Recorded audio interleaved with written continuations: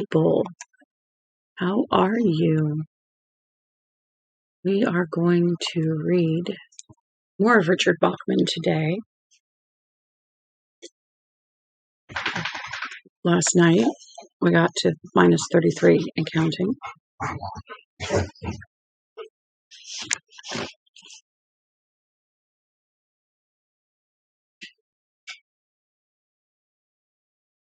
So, hopefully you all slept well. And since I haven't been doing it, I'll do it now. For anybody wondering, I am Lady Rain, and I read books. So far, I started in July, and I joined a group called Read Every Day in July. And I started at the end of June, and I really missed reading. I have gone years. I've read my Bible front to back. And I've tried reading a couple other books, but I've been so busy, hadn't even thought about it until then. So June 28th, I started Under the Dome. Then I started Dreamcatcher after that. Then The Shining. Then I went to the Bauchman book. Bauchman books are 4 little books that Richard Bauchman wrote before he passed away. And it's Rage, which was originally Getting It On, but it's Rage. And then The Long Walk, Roadwork, and now we're on The Running Man. And for anybody that's watched the movie is different than the book.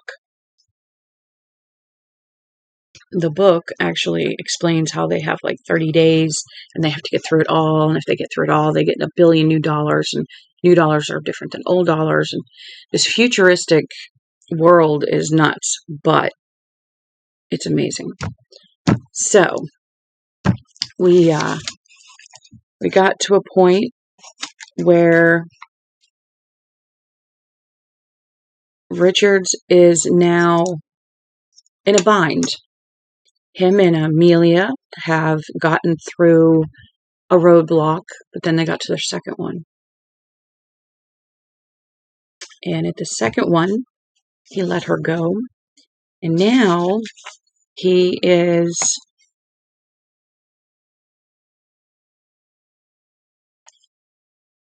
he's going back and forth with the I guess you'd call him the head hunter. I get it. He's like the top guy. And so he's the one that's going back and forth with him. And we are, let's see. Yep, he is still in the car. And he's been going back and forth. So he knows this is what he says. He knows he's dead. But he has demanded. Let me get to this. Let me back up here. I know there's a part here where he tells them exactly what he wants. And I don't think they believed him. Yeah. I'm coming out, but before I do, let me give you your marching orders. I want a jet fully fueled and ready to fly with a skeleton crew. This jet will be a Lockheed GA or a Delta supersonic. The range must be at least 2,000 miles. This will be ready in 90 minutes. So that's where he's at. And he's, they're counting down. So now we're going to see where they're at. The red second hand of minus 033 and counting. Remember, we're counting down to something, but we don't know what yet. The red second hand on his watch made 2 circles. Another 2. Another 2. Richards!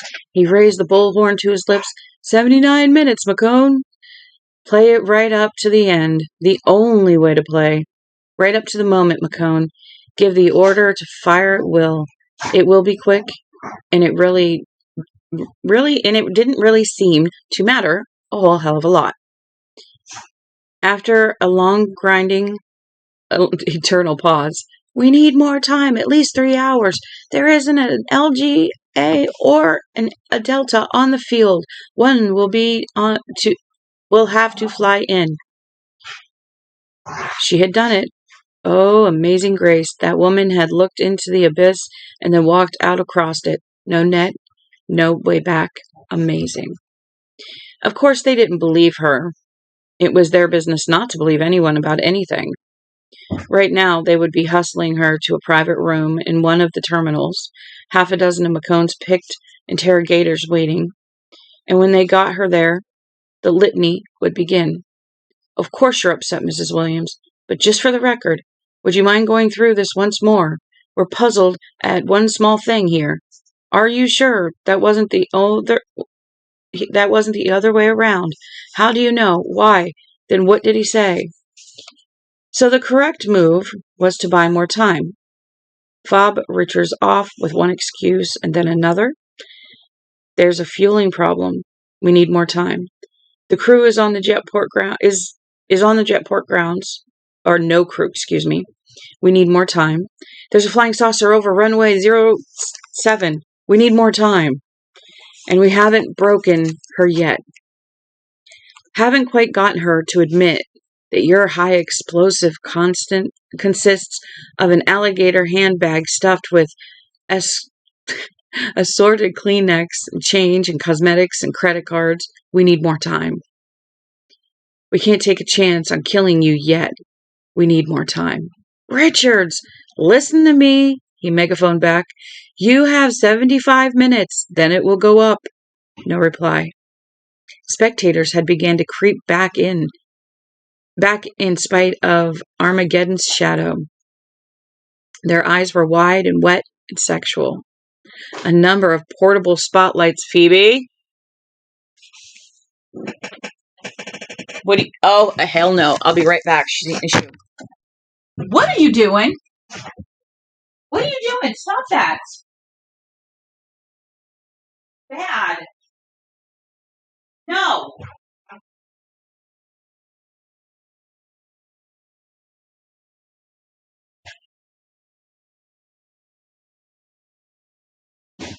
Leave them alone. They're not yours. Find your toys.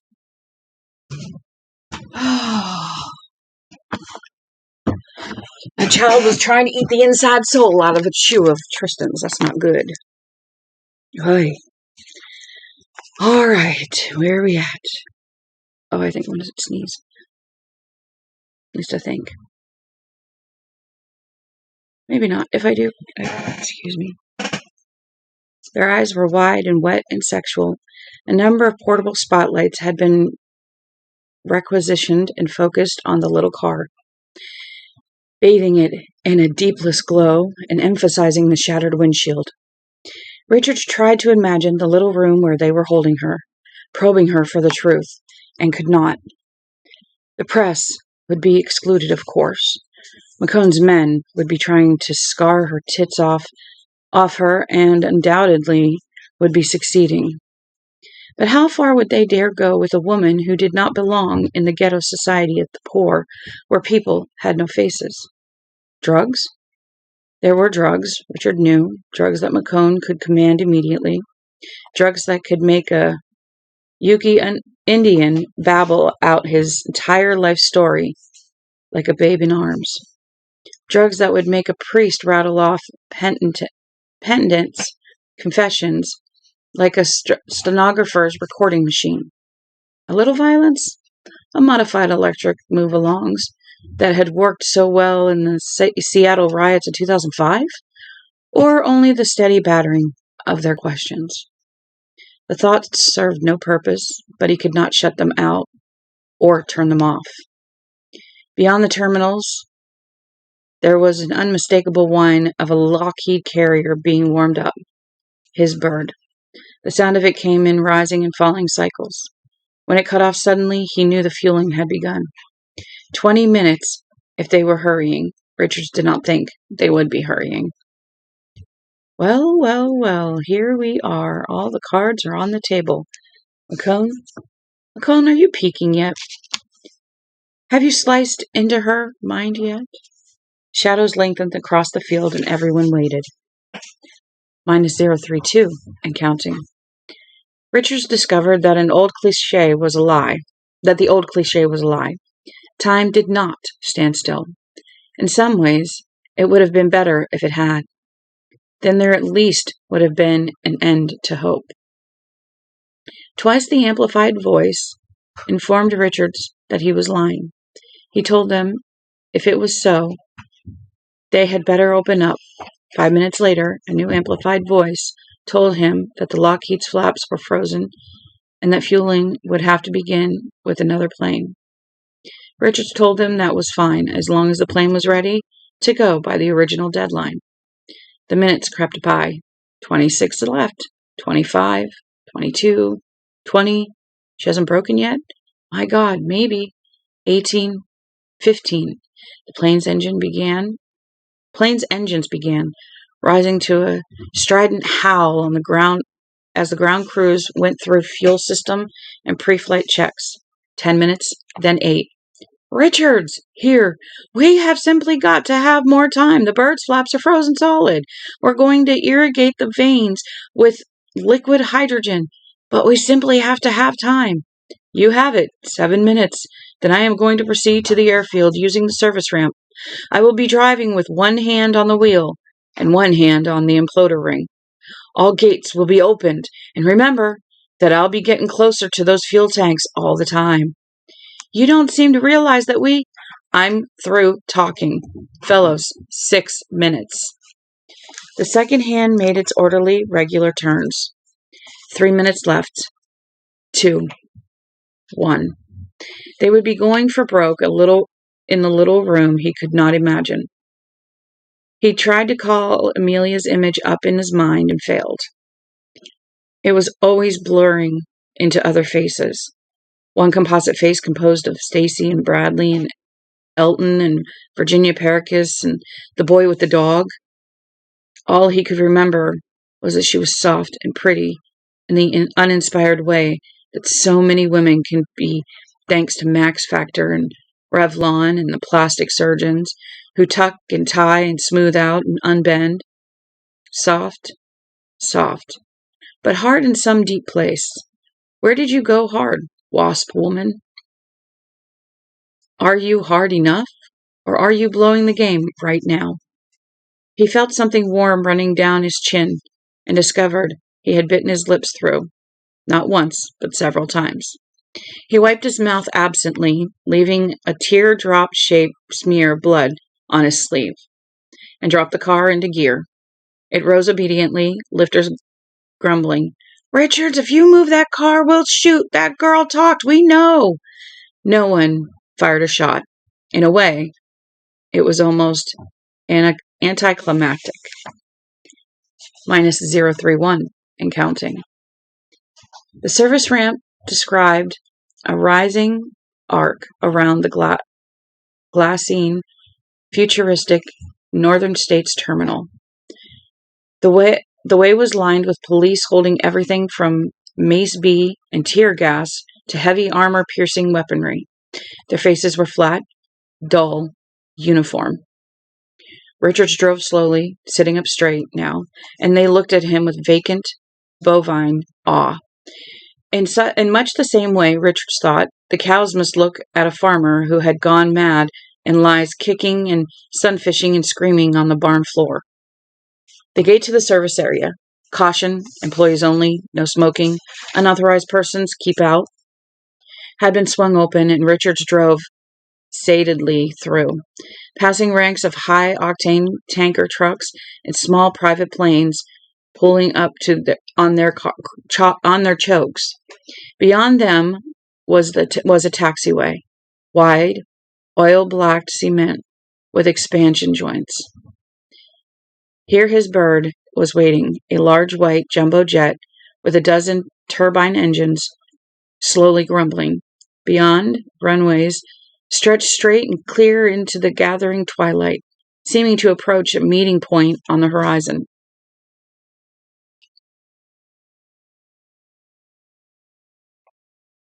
The bird's rolled-up stairway was just being put into place by 4 men wearing coveralls. To Richards, it looked like stairs leading to a scaffold. And as if to complete the image, the executioner stepped nearly out of the shadows that the plane's huge bellow threw. Evan McCone. Richards looked at him with the curiosity of a man seeing a celebrity for the first time. No matter how many times you see his picture on movie 3Ds, you can't believe his reality until he appears in the flesh. And then the reality takes on a curious tone of hallucination, and if entity had no right to exist separate from image, as if entity had no right to exist separate from image. He was a small man wearing rimless glasses, with a faint suggestion of a pot belly beneath his well-tailored shirt. It was rumored that McCone wore elevator shoes, but if so, they were unobstructive. There was a small silver flag pin in his lapel.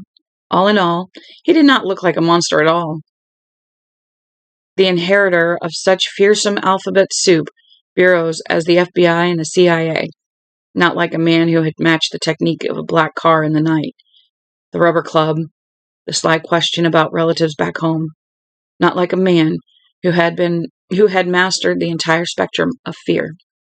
Penn Richards? He used no bullhorn, and without it, his voice was soft and cultured, without being effeminate in the slightest.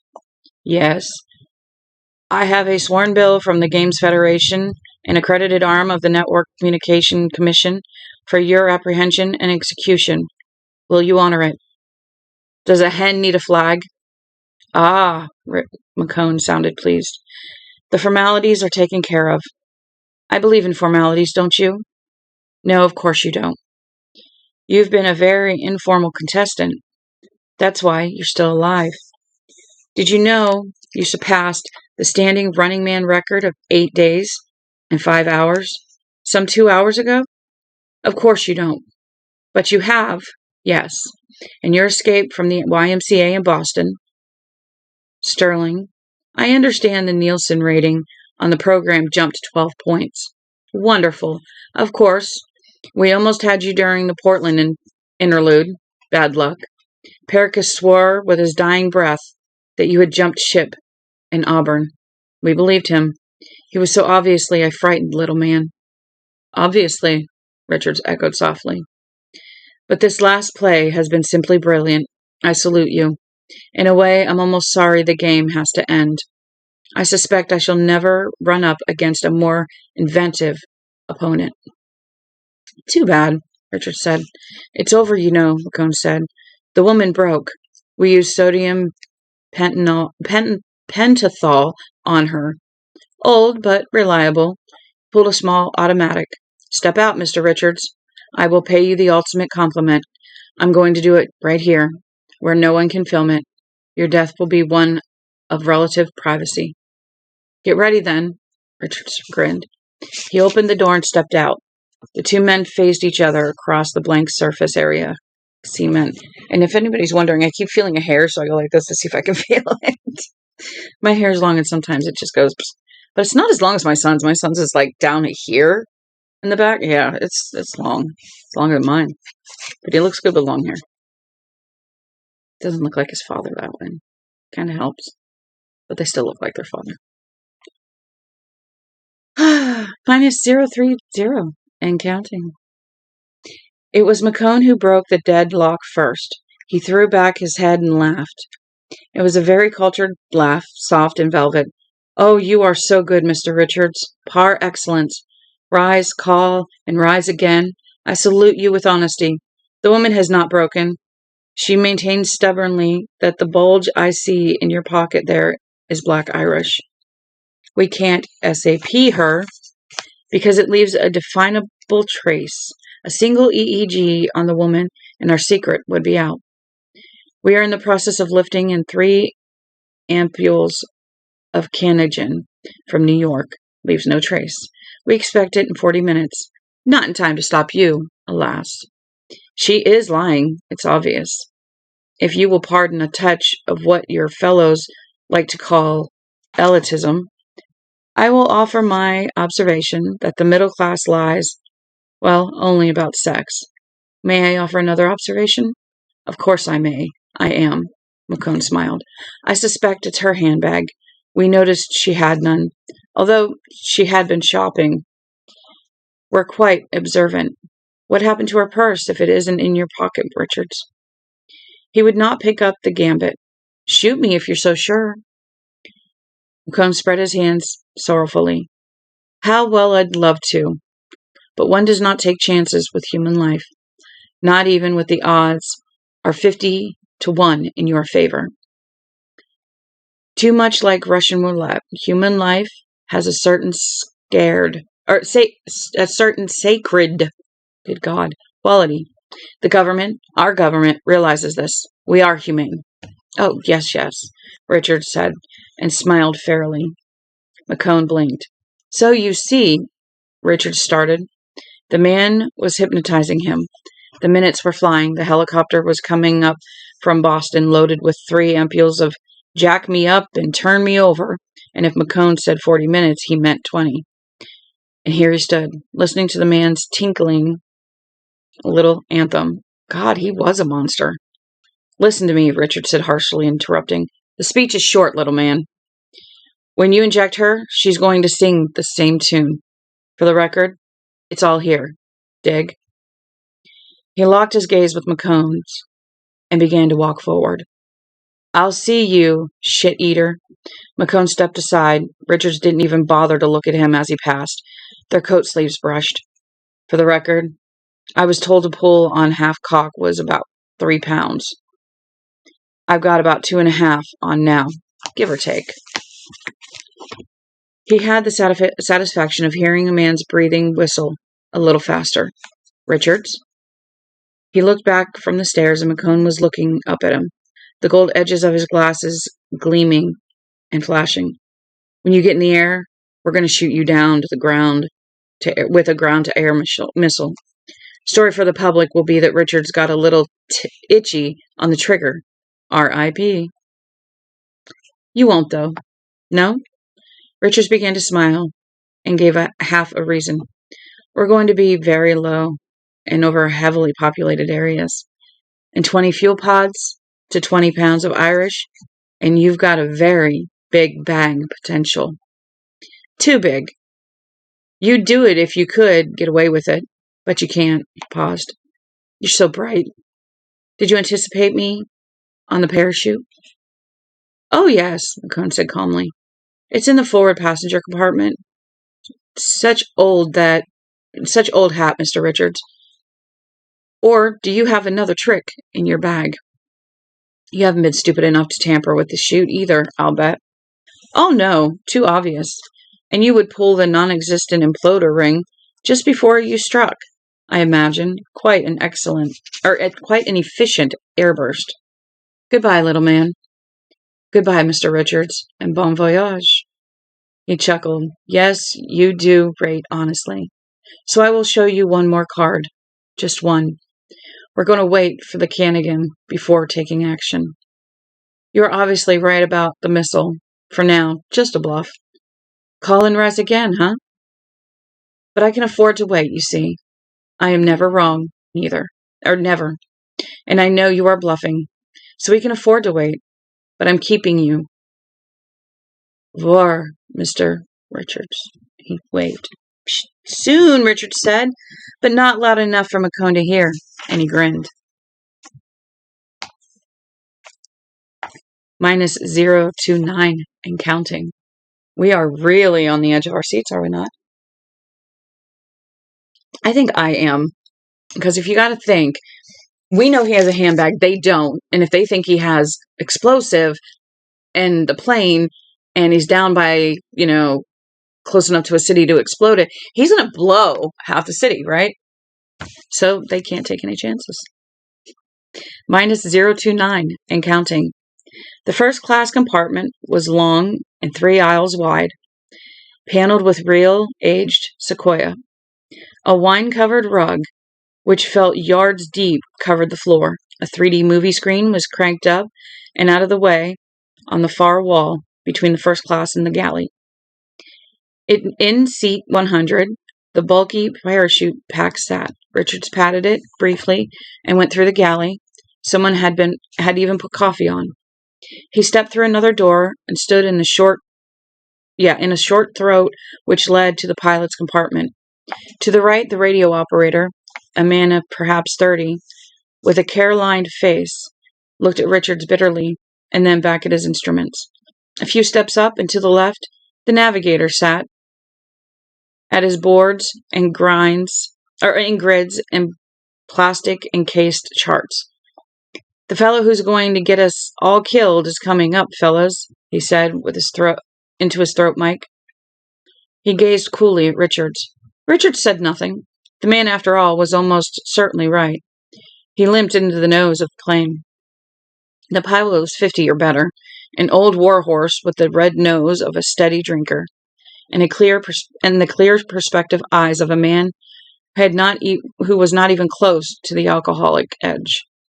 His co-pilot was 10 years younger, with a luxuriant growth of red hair spilling from under his cap. "Hello, Mr. Richards," the pilot said. He glanced at the bulge in Richard's pocket before he looked at his face. "Pardon me if I don't shake hands. I'm Flight Captain Don Holloway. This is my co-pilot, Wayne Dunninger." "Under the circumstances, not very pleased to meet you," Dunninger said. Richard's mouth quirked. "In the same spirit, let me add that I'm sorry to be here. Captain Holloway, you're patched into communications with McCone, aren't you?" We sure are. Through Kippy Friedman, our communications man. Give me something to talk into." Holloway handed him a microphone with infinite carefulness. "Get going on your pre-flight," Richard said. 5 minutes. "Will you want the explosive bolts on the rear landing door armed?" Dunninger said with great eagerness. "Tend your knitting," Richard said coldly. It was time to finish it off. Make the final bet. His brain felt hot, overheating, on the verge of blowing a bearing. Call and rise, that was the game. "I'm going to sky's the limit right now, McCone." "Mr. Friedman?" "Yes." "This is Richards. I want to talk to McCone." Dead air for half a minute. Holloway and Dunninger weren't watching him anymore. They were going through pre-flight, reading gauges and... It looks like gouges. Gauges and pressures. Checking flaps, doors, switches. The rising and falling of the huge GA turbines began again. And now, much louder, strident. When McCone's voice finally came, it was small against the brute noise. "McCone here. Come on, maggot. You and the woman are going for a ride. Show up at the landing door in 3 minutes, or I pull the ring." Dunninger stiffened in his bucket seat as if he had been shot. When he went back to his numbers, his voice was shaken and terrified. If he's got guts, this is where he calls. Asking for the woman gives it away. If he's got guts. Richards waited. A clock was ticking in his head. Minus 028 and counting. When McCone's voice came, it contained a foreign, blustery note. Fear, possibly. Richard's heart lurched in his chest. Maybe it was all going to fall together. Maybe. "You're nuts, Richards. I'm not." "You listen," Richards said, punching through McCone's voice. "And while you are, remember that this conversation is being party-lined by every ham operator within 60 miles. The word is going to get around. You're not working in the dark, little man. You're right out on the big stage. You're coming because you're too chicken shit to pull a double cross when you know it will get you dead. The woman's coming because I told her where I was going. Weak. Punch him harder. Don't let him think. Even if you should live, when I pull the ring, you won't be able to get a job selling apples." He was clutching the handbag in his pocket with frantic, maniacal tightness. "So that's it. 3 minutes. Signing off." "Richards, wait." He signed off, choking McCone's voice. He handed the mic back to Holloway, and Holloway took it with fingers that trembled only slightly. "You've got guts," Holloway said slowly. "I'll say that. I don't think I ever saw so much guts." "There will be more guts than anyone ever saw if he pulls that ring," Dunninger said. "Continue with your oh my good lord, pre-flight, please," Richard said. "I'm going back to welcome our guests." We go in 5 minutes." He went back and pushed the chute over to the window seat, and he sat down, watching the door between first class and second class. He would know very soon. He would know very soon. His hand worked with steady, helpless relentlessness on Amelia Williams' handbag. Outside, it was almost full dark. Give me 1 second, I gotta check something. Perfect. Yay. Okay. Minus 027 and counting. We may finish or we may do half and half. I'm not sure how much I'm going to read today. Minus 027 and counting. They came up the stairs with full 45 seconds to spare. Amelia was panting and frightened, her hair blown into a haphazard beehive by a steady wind that rolled this man-made flatland. McCone's appearance was outwardly unchanged. He remained neat and unaffected, unruffled, you might say, but his eyes were dark with a hate that was nearly psychotic. "You haven't won a thing, maggot," he said quietly. "You haven't even started to play our trump cards yet." "Well, it's nice to see you again, Mrs. Williams, Richard said mildly. As if he had given her a signal, pulled an invisible string, she began to weep. It was not a hysterical weeping. It was an entirely hopeless sound that came from her belly like hunks of slag. The force of it made her stagger, then crumple to the plush carpet of this first class section with her face cupped in her hands, as if to hold it on. Richard's blood had dried to a tacky maroon smear on her blouse.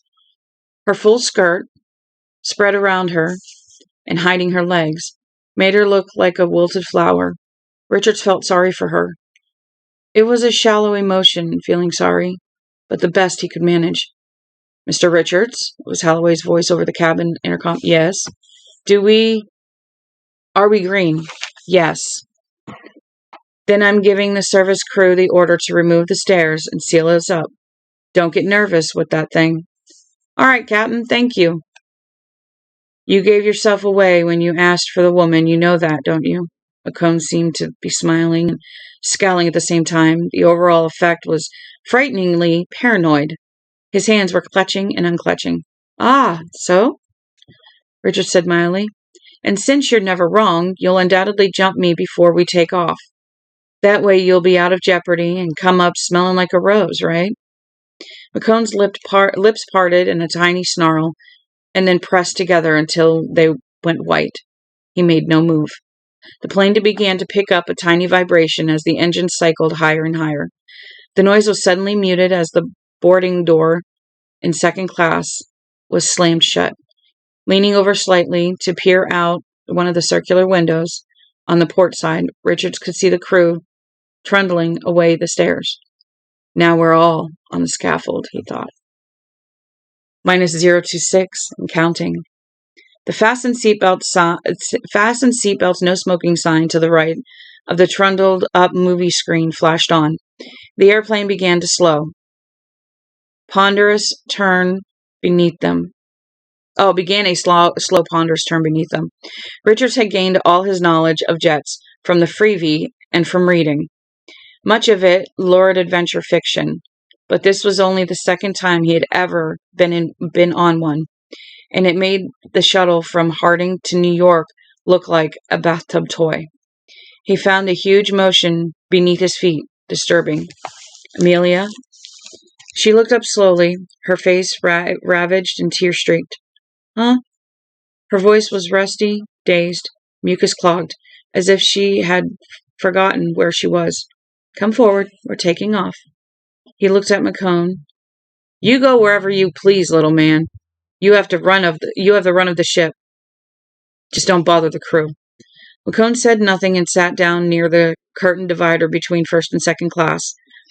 Then, apparently thinking better of it, he pushed through into the next section and was gone. Richards walked to the woman, using the high backs of the seats for support. "I'd like a window seat," he said. "I've only flown once before." He tried to smile, but she only looked at him dumbly. He slid in and she sat next to him. She buckled his seatbelt for him, so his hand did not have to come out of his pocket. "You're like a bad dream," she said. "One that never ends." "I'm sorry." "I didn't," she began, and he clamped a hand over her mouth and shook his head. He mouthed the word and no at her eyes. The plane swung around with slow, infinite care, turbines screaming, and began to trundle forward toward the runways like an ungainly duck about to enter the water. It was so big that Richards felt as if the plane were standing still and the earth itself was moving. Maybe it's all illusion, he thought wildly. Maybe they've rigged 3D projectors outside all the windows, and he cut the thought off. Now they had reached the end of the taxiway, and the plane made a cumbersome right turn. They ran at right angles to the runways, passing 3 and 2. At 1, they turned left and paused for a second. Over the intercom, Holloway said expressionlessly, "Taking off, Mr. Richards." The plane began to move slowly at first, at no more than air car speed. Then there was a sudden terrifying burst of acceleration that made Richards want to scream aloud in terror. He was driven back into the soft pile of his seat, and the landing lights outside suddenly began to leap by the dizzying with... Oh, okay, hold on. Suddenly began to leap by with dizzying speed. Scrub bushes, exhaust-stunted trees on the desolate sunset-riven horizon roared toward them. The engines wound up, and up. The floor began to vibrate again. He suddenly realized that Amelia Williams was holding on to his shoulder with both hands, her face twisted into a miserable grimace of fear. "Dear God, she's never flown either?" "We're going," he said. He found himself repeating it over and over and over, unable to stop. We're going, where?" she whispered. He didn't answer. He was just beginning to know. -025 and counting.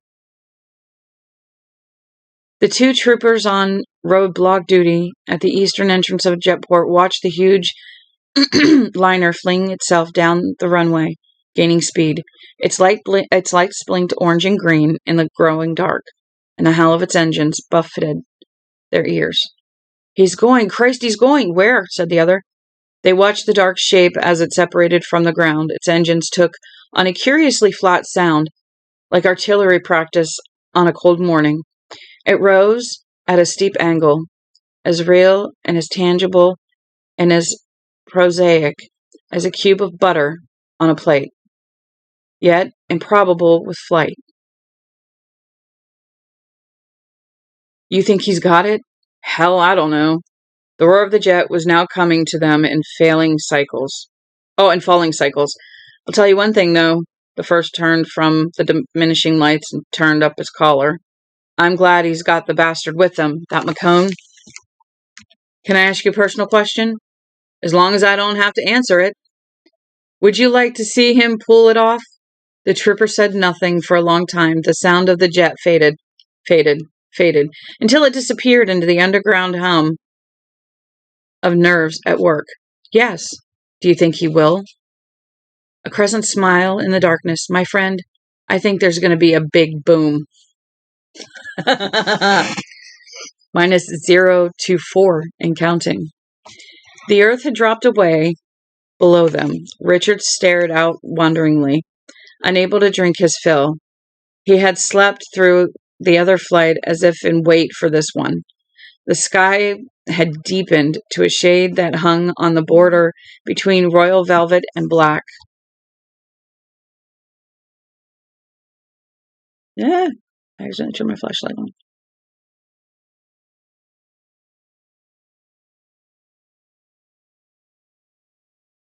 Aww.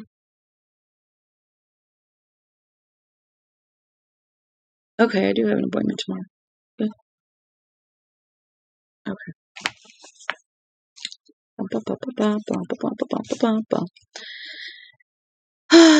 The sky had deepened to a shade that hung on the borderline between royal velvet and black. Stars poked through with hesitant brilliance. On the western horizon, the only remnant of sun was a bitter orange line that illuminated the dark earth below. Not at all. There was a nestle of lights below he took to be dairy. Mr. Richards? Yes. He jumped in his seat as if he had been poked. We are in a holding pattern right now. That means we're describing a large circle above the Voight jet port. Instructions? Richards thought carefully. It wouldn't do to give too much away. What's the absolute lowest you can fly this thing? There was a long pause for consultation. We could get away with 2,000 feet, Holloway said cautiously. It's against NSA regs, but never mind that, Richard said. I have to put myself in your hands to a certain extent, Mr. Holloway. How did I miss that? I did. It had a turned corner. I know very little flying, and I'm sure you've been briefed on that. But please remember that the people who are full of bright ideas lie to me about anything, and nobody up here is going to do any lying, Holloway said. We're only interested in getting this thing back down the way it went up. Okay, good.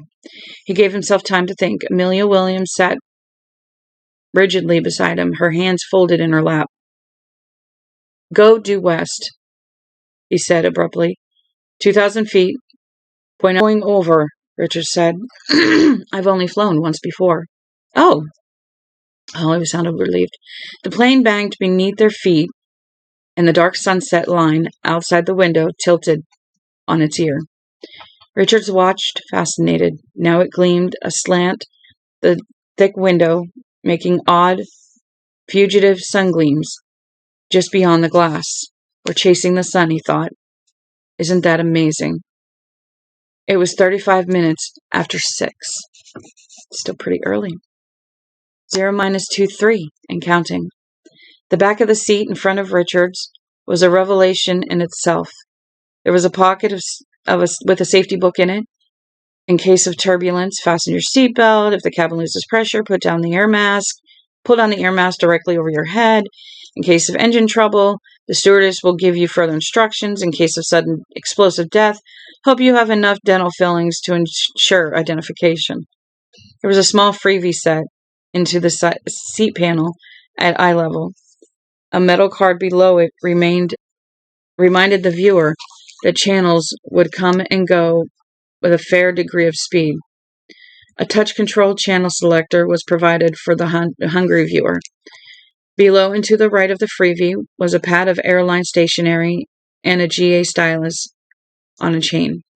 Richards pulled out the sheet and wrote clumsily on his knee. Odds are 99 out of 100 that you're bugged. That you're bugged. Shoe mic or hair mic. Maybe mesh transmitter on your sleeve. McCone listening, waiting for you to drop the other shoe. I bet. In a minute, have a hysterical outburst and beg me not to pull the ring. It'll make our chances better. You game? She nodded and Richards hesitated and wrote again. Why did you lie about it? She plucked a stylus out of his hand and held it over the paper on his knee for a moment and then wrote, Don't know. You made me feel like a murderer, wife. And you seemed so... you made me feel like a murderer. Okay. And you seemed so... The stylist paused, waved, and then scrawled again, pitiful. Richards raised his eyebrows and grinned a little. It hurt. He offered her the stylus, but she shook her head mutedly. He wrote, Go into your act in about 5 minutes. She nodded, and Richard crumpled the paper and stuffed it into the ashtray embedded in the armrest. He lit the paper. It puffed into flame and blazed brightly for a moment, kindling a tiny reflective glow in the window. Then it collapsed into ashes, which Richard poked thoughtfully. About 5 minutes later, Amelia Williams began to moan. It sounded so real that for a moment Richards was startled. Then it flashed across his mind that it was real. "Please don't," she said. "Please don't make that man have to try you. I never did anything to you. I want to go home to my husband. We have a daughter too. She's 6. She's wonderful. She'll wonder where her mommy is." Richards felt his eyebrows rise and fall twice in an involuntary tick. He didn't want her to be that good. Not that good.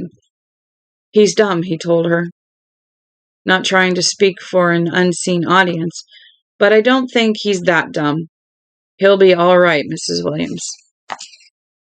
It'll be all right." "That's easy for you to say. You've got nothing to lose." He didn't answer her. She was so patently right. Nothing, anyway, that he hadn't lost already. "Show it to him," she pleaded. "For God's sake, why don't you show it to him? Please. Then he'd have to believe you. Call off the people on the ground. They're tracking us with missiles. I heard him say so." "I can't show him," Richard said. "To take it out of my pocket would mean putting the ring on safety and taking full risk of blowing us up accidentally. Besides," he added, injecting mockery into his voice, "I don't think I'd show him if I could. He's the maggot with something to lose. Let him sweat it." "I don't think I can stand it," she said dully. "I almost think I'd rather joggle you and have it over. That's the way it's going to end anyway, isn't it?" "You haven't," he began. And then the door between first and second was snapped open and McCone half strode, half lunged through. His face was calm, but beneath the calm was an oddly sheening look which Richards recognized immediately. The sheen of fear, white and waxy and glowing. "Mrs. Williams," he said briskly. "Coffee, if you please, for 7. You'll have to play stewardess on this flight, I'm afraid." She got up without looking at either of them. "Where?" "Forward," McCone said smoothly. "Just follow your nose." He was a mild, blinking sort of man, and ready to lunge at Amelia Williams the moment she showed a sign of going for Richards. She made her way up the aisle without looking back. McCone stared at Richards and said, "Would you give this up if I could promise you amnesty, pal?" "Pal? The word sounds really greasy in your mouth."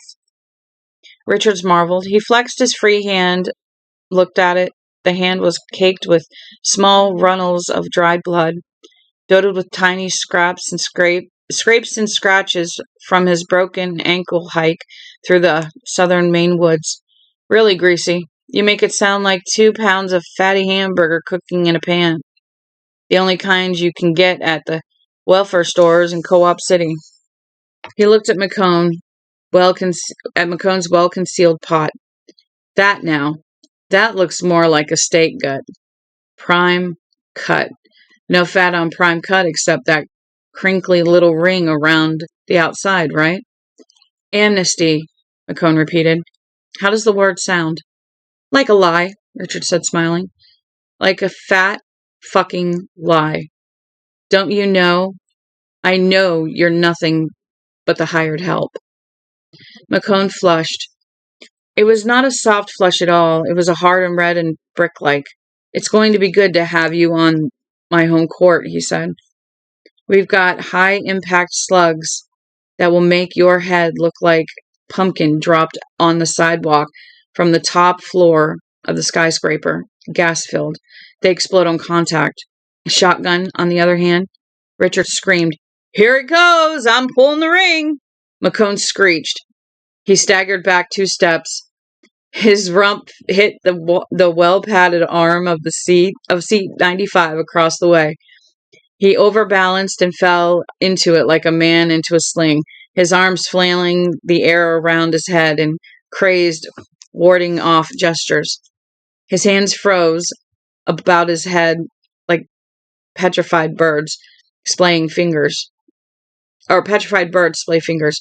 His face stared through their grotesque frame like a plastered dead mask on which someone had hung a pair of gold-rimmed spectacles for a joke. Richards began to laugh. The noise of it was cracked at first, hesitant, foreign to his own ears. How long had it been since he had had a real laugh? An honest one, the kind that comes freely and helplessly from the deepest root of the stomach. It seemed to him that he had never had one in his whole gray, struggling entire life. And he was having one now. But he was having one now. You bastard! McCone's voice had failed him. He could only mouth the words. His face was twisted and scrunched like the face of a badly used teddy bear. Richards laughed. He held on to one arm of the seat with his free hand and just laughed and laughed and laughed. I'm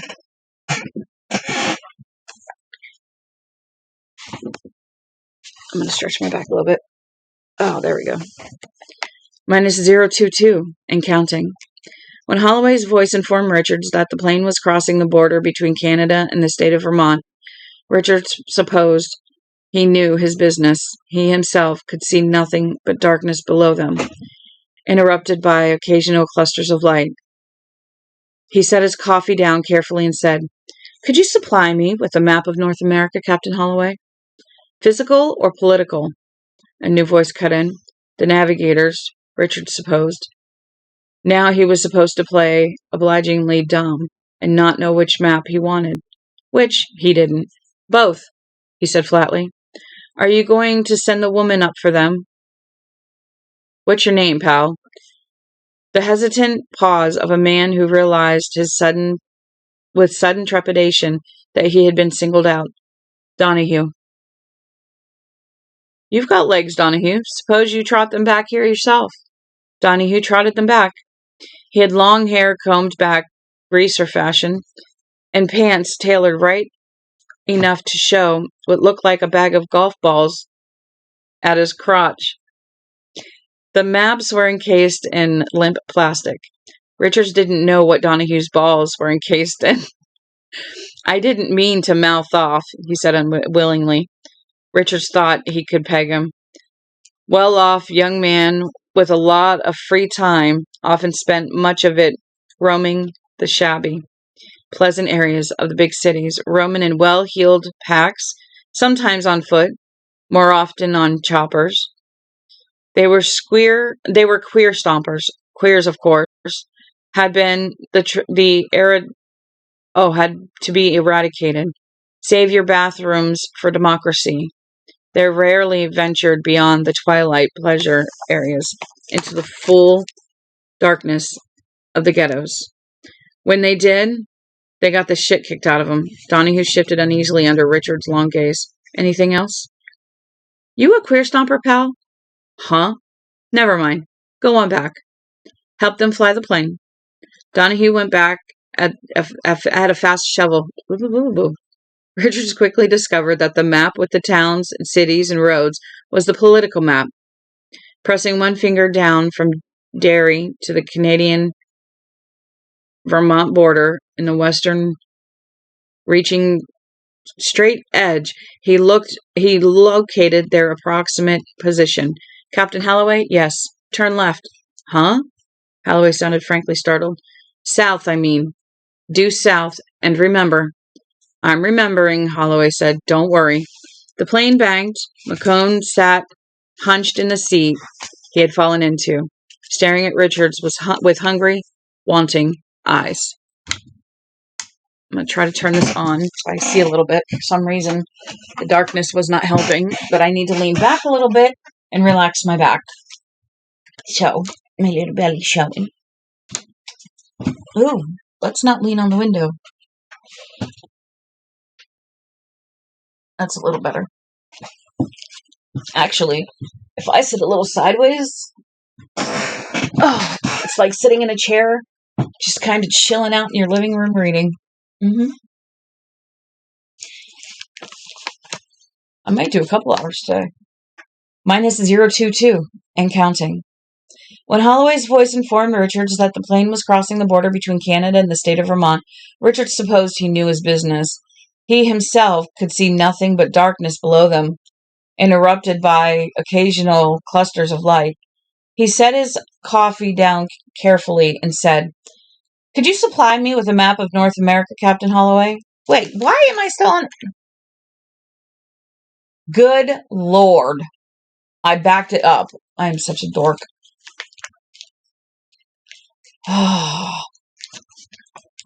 Let's get back to where we are. All right, here we are. I was on the wrong page. My bad. All right. The plane banked.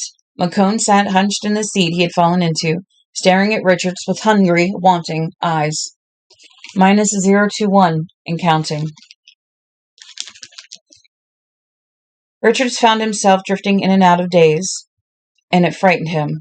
The steady drone of the engines were insidious, hypnotic. McCone was aware of what was happening, and his leaning posture became more and more vulpine. Amelia was also aware.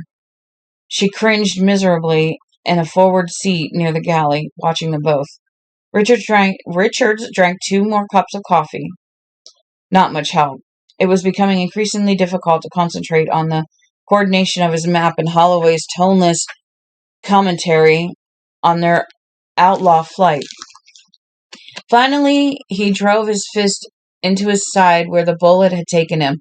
The pain was immediate and intense, like a dash of cold water to the face. A whistling, half-whispered screech issued from either side of his clenched mouth, like stereo. Fresh blood wet his shirt and sieved through onto his hand. Amelia moaned. "We'll be passing over Albany in about 6 minutes," Holloway said.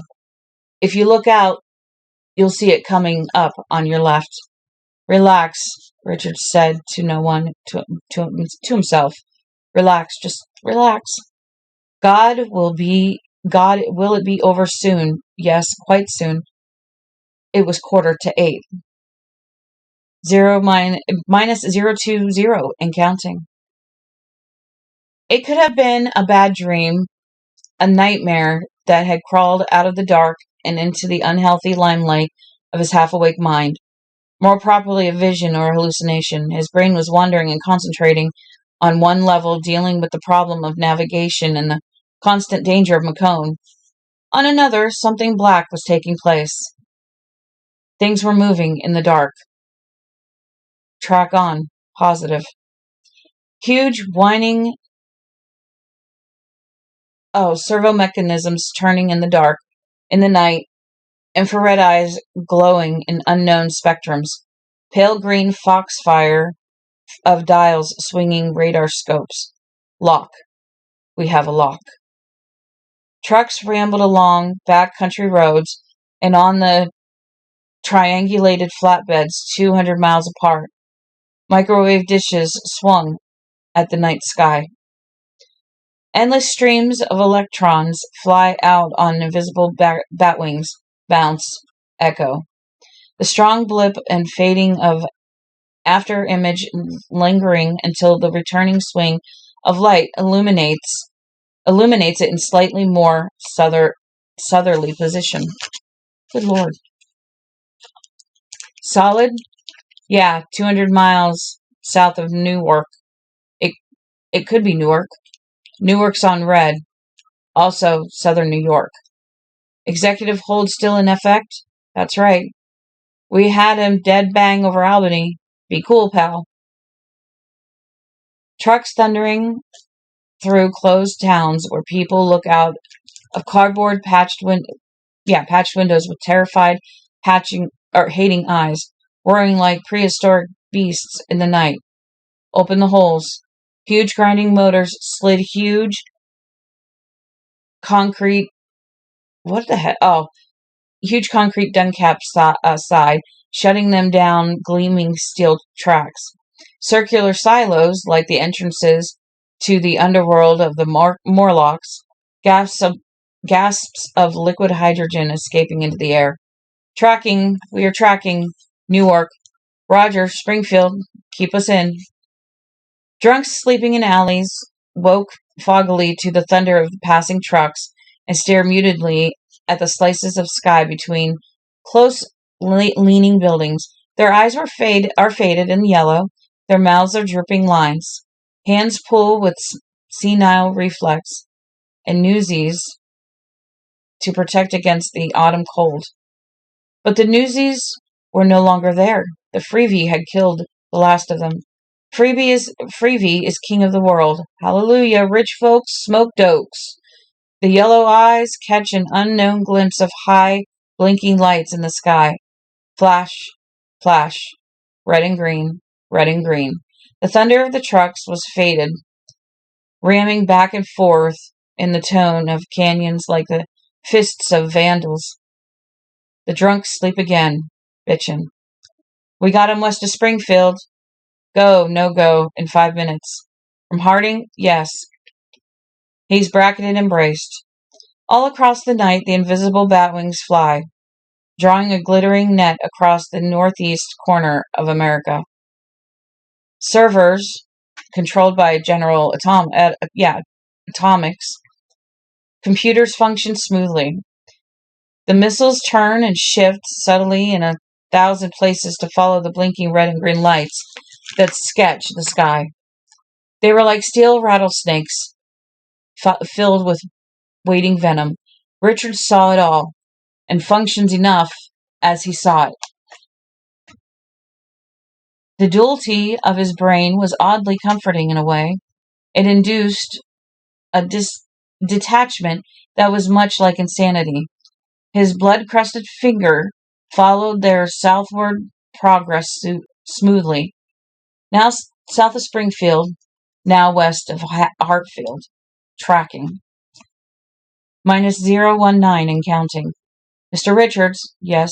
We're over Newark, New Jersey. Yes, Richards said. I've been watching. Holloway?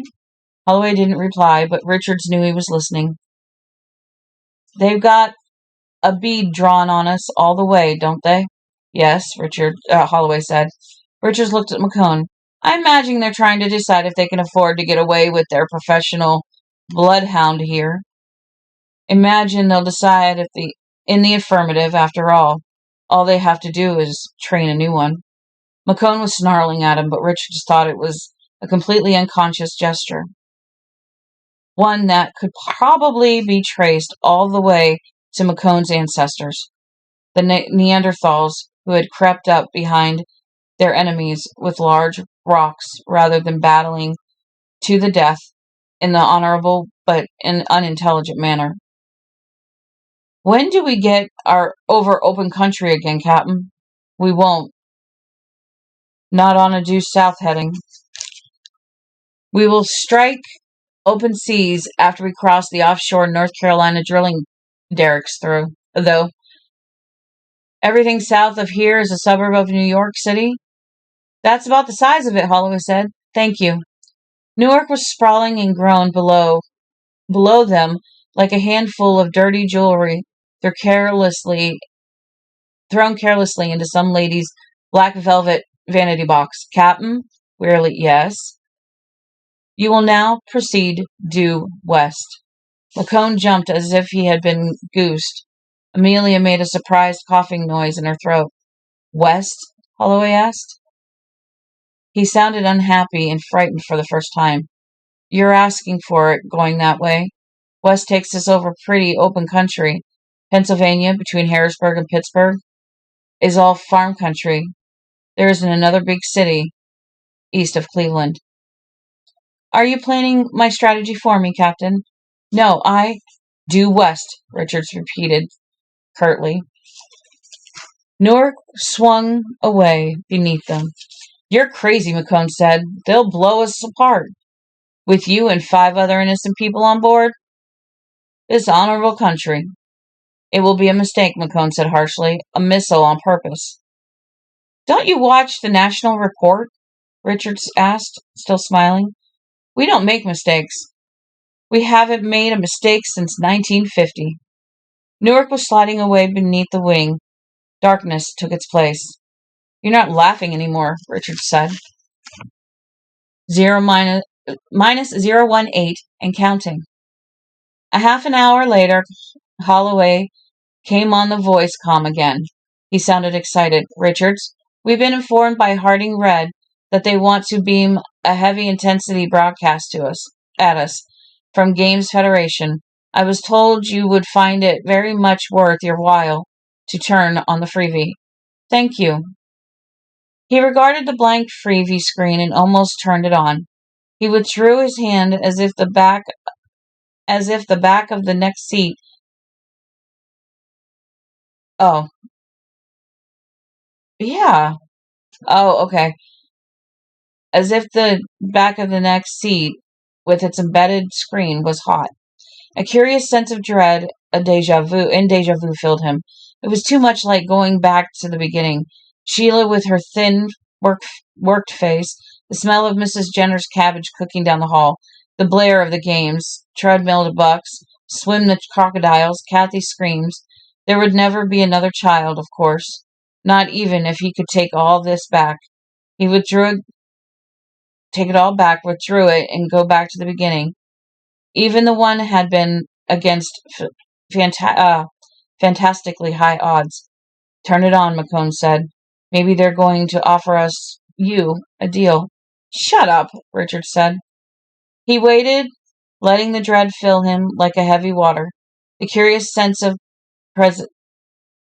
presentment. He hurt very badly. His wound was still bleeding, and his legs felt weak and far away. He didn't know if he could get up to finish his charade when time came.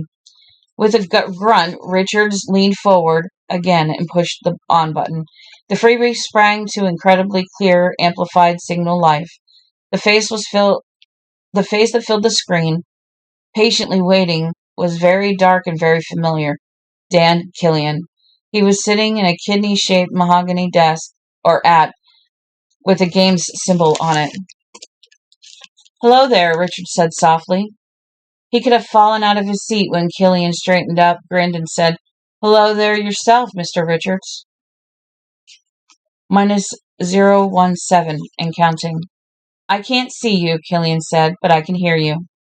The jet's voice comm is being relayed through the radio equipment in the cockpit.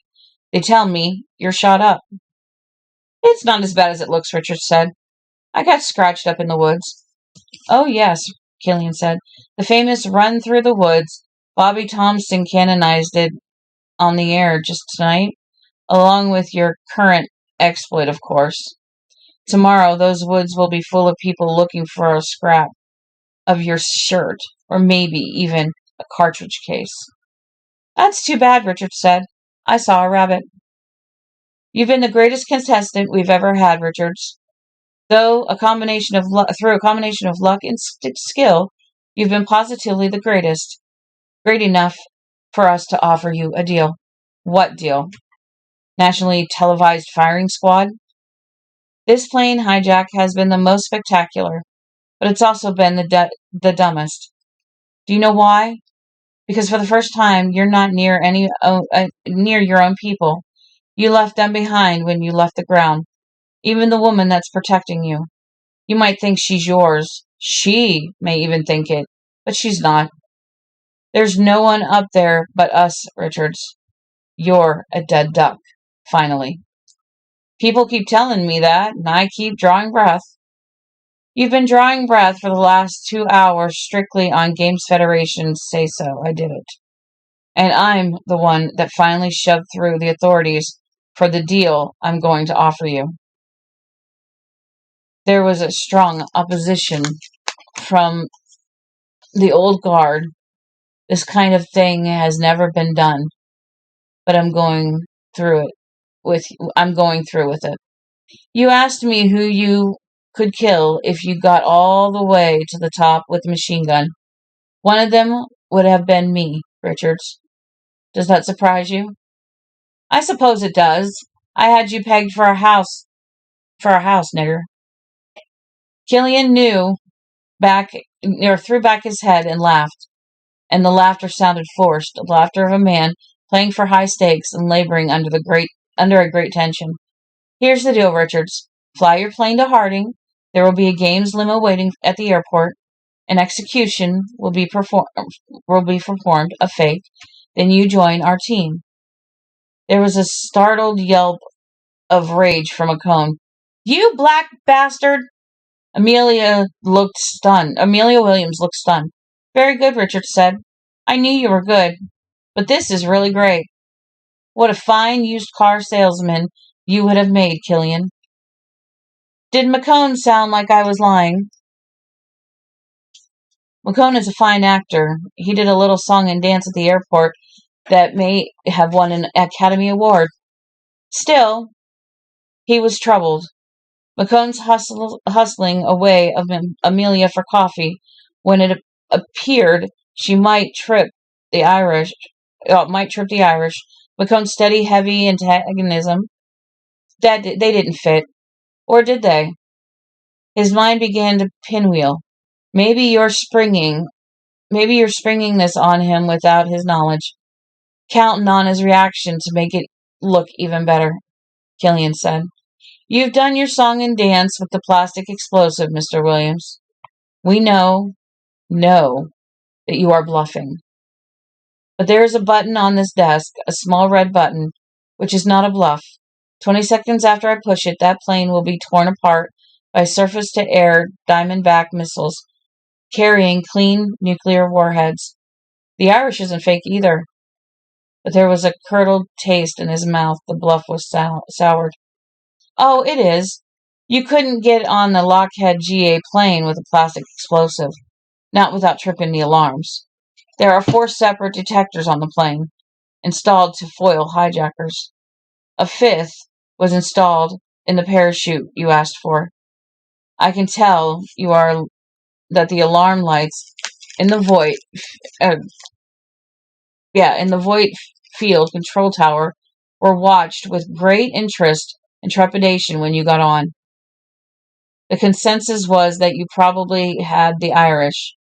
You had proved so resourceful all the way up the line.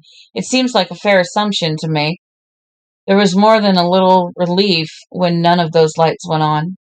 I assumed you never had the opportunity to pick any up. Maybe you never thought of it until too late. Well, doesn't matter. It makes your position worse, but McCone was suddenly standing behind Richards. Here it goes, he said, grinning. Here is where I blow your fucking head off, donkey. He pointed the gun at Richard's temple. Ooh. Alright. We're going to do one more section, and then we're going to stop for right now, and maybe I'll finish up later. -016 and counting. You're dead if you do, Killian said.